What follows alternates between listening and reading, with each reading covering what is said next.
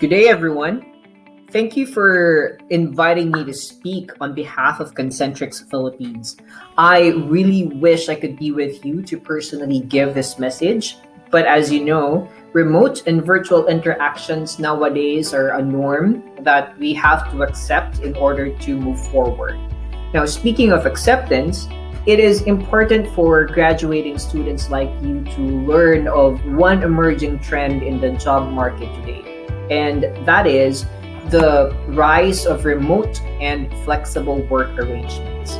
Now, in a recent Gartner survey, about 48% of employees are more likely to perform work remotely compared to 30% during the pre-pandemic period. This means that organizations will need to look for applicants who have both the basic technical skills and emotional readiness to work in such an environment. Harvard cites 7 competencies or characteristics that employers will look for in student applicants who will most likely work in a remote and or flexible setup. Now, I urge everyone to reflect on these competencies as early as now so you would be more prepared when engaging employers like us after you graduate. The 7 competencies would include integrity, planning and organizing, high work standards, problem analysis, teamwork, self-development, and customer orientation. We'll go through each competency, and also I'll be providing you with sample interview questions that may be asked of you during your assessment process. The first is integrity. Integrity is having a strong sense of what is right and wrong, and quite practically, a person with integrity has a very low appetite to break rules and ethical standards. It is difficult to monitor work in a remote setup because supervision becomes virtual. Supervisors and managers would have to rely on productivity trackers and tools apart from work outputs. In the absence of visibility, line supervisors would often give employees the benefit of the doubt when assessing levels of productivity and performance. Sample interview questions that employers would typically ask to check on integrity include: have you ever found yourself in a situation where you had to admit that you made a mistake? How did you handle the situation? Can you describe a past situation at work that led you to grow as a person? The second competency is planning and organizing. Now, as mentioned, remote employees need to be able to accomplish work with little supervision. To this end, they need to prioritize, plan steps ahead, determine the time needed to accomplish these tasks, and also execute. Broadly speaking, remote employees have to have high levels of self-discipline and the ability to create a routine. Whenever plans change, remote employees should also be able to modify their priorities on the go. Sample interview questions that employers would typically ask to determine planning and organizing skills include: tell me about a time when you've had to translate a strategy into actions and plans. What did you specifically do that was effective? How did you know that your plans were clear enough to be implemented? How do you break down strategy into manageable tasks? What would you do differently in hindsight? The next competency is high work standards.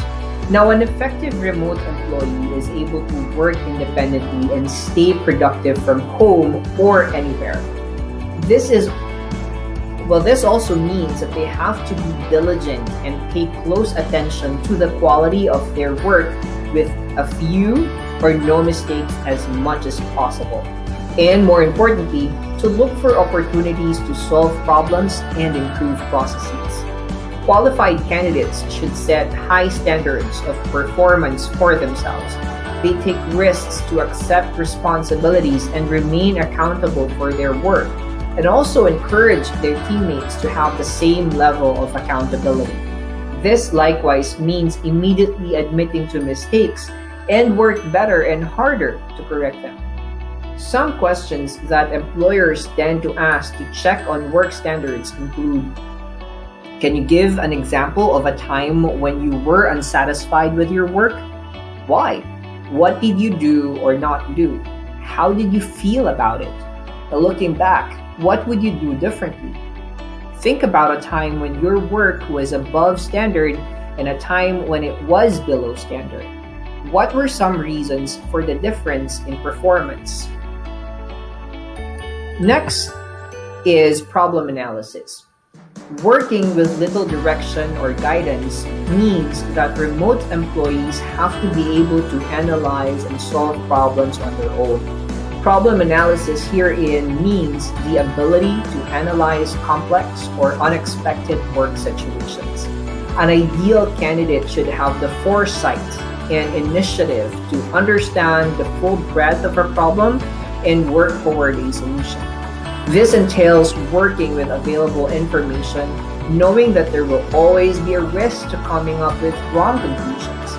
This is the reason why a good candidate must be able to look at problems and solutions from different perspectives with attention to detail and unyielding logic. Sample questions that employers would typically ask include: how do you cope when you face a challenge you've never previously experienced? What do you do in a situation when you cannot seem to find the right solution to a problem? The next competency is teamwork. While remote employees have to work independently with integrity, accountability, and a high degree of work standards, they also have to learn how to work well with others. This means that a good candidate has the ability to connect with people, solicit feedback, and ask for help and guidance. Teamwork includes communicating clearly, managing conflict, listening, being reliable, and respectful.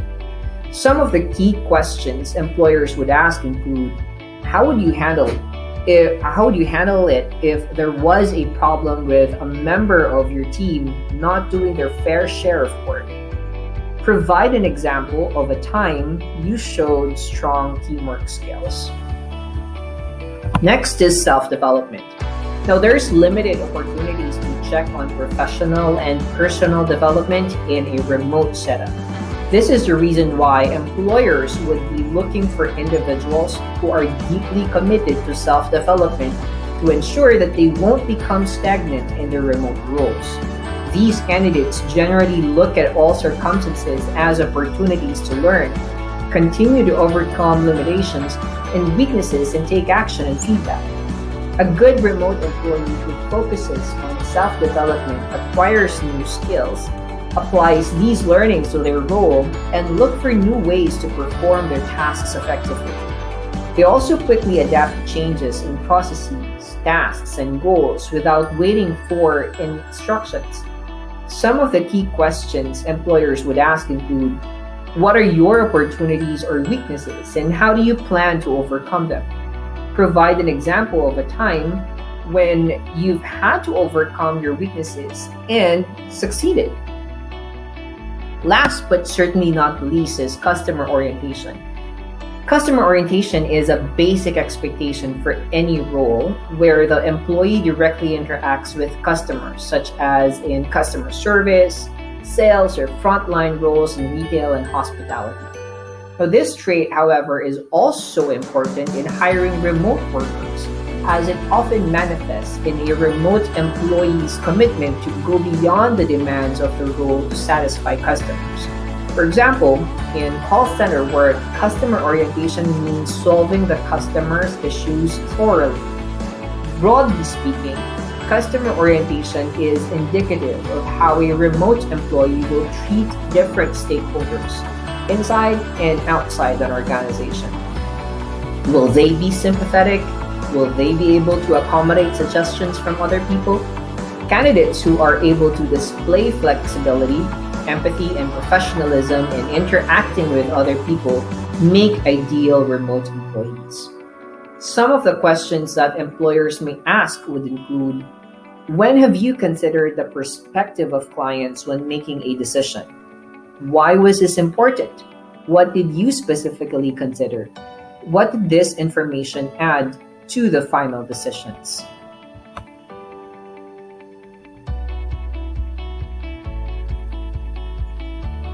Now, our company, Concentrix Philippines, is very much willing and open to partner with your school and, of course, with you as individuals to help deliver industry-based training in a virtual environment.